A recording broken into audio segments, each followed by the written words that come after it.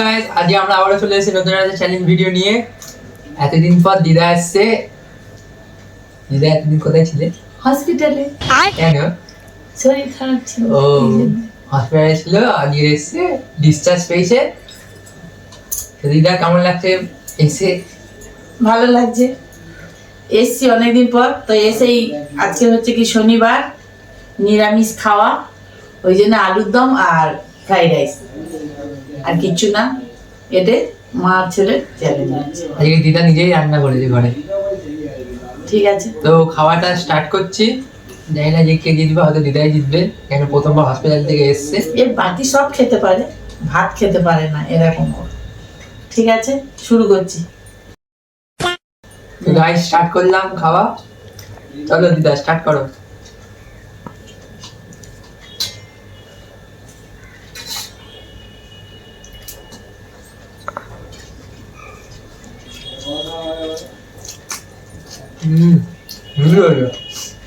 রান্নাটা ভালো হয়েছে মা।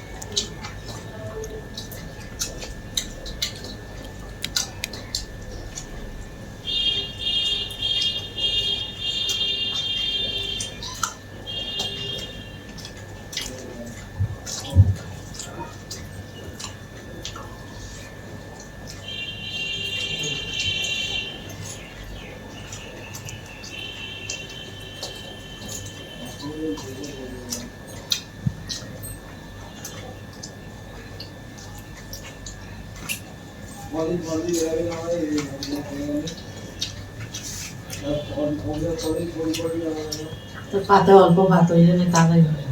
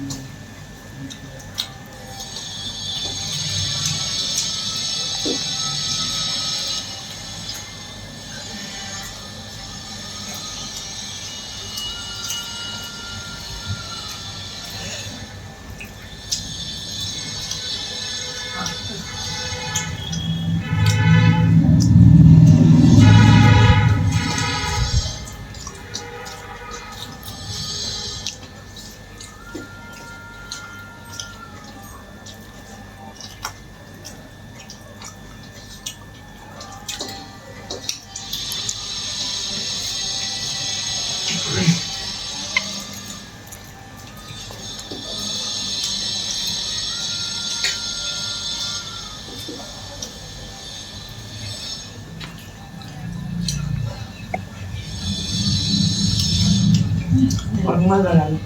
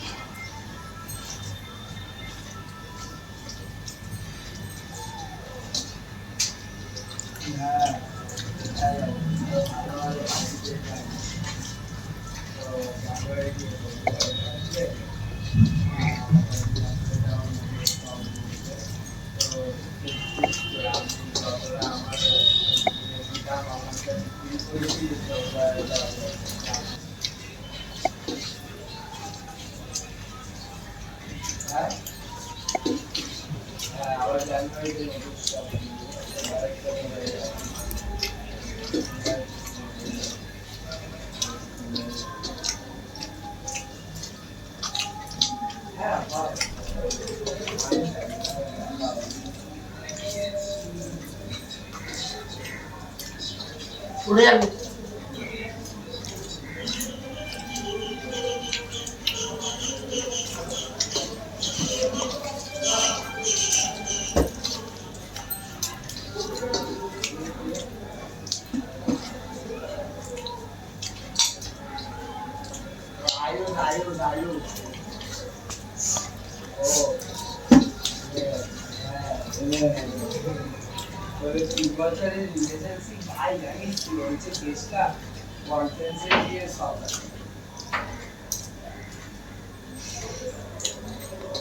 মা পানিশমেন্ট নিয়েছে একটা রসগোল্লা, হ্যাঁ আর মিষ্টি এনেছে, তা ভালো, ভাগ্য ভালো মিষ্টি এনেছে।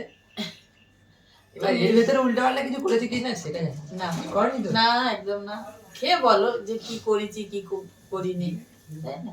এই রসগোল্লাটা বাসি মনে হচ্ছে, ভেঙে ভেঙে গেছে। বাসি রসগোল্লা এনেছে ভাই, না না ফ্রেশ। ভেঙে যাচ্ছে।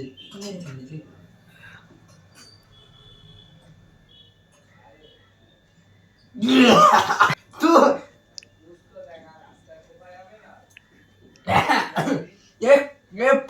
মিষ্টির নাম করে লঙ্কা আছে ভেতরে।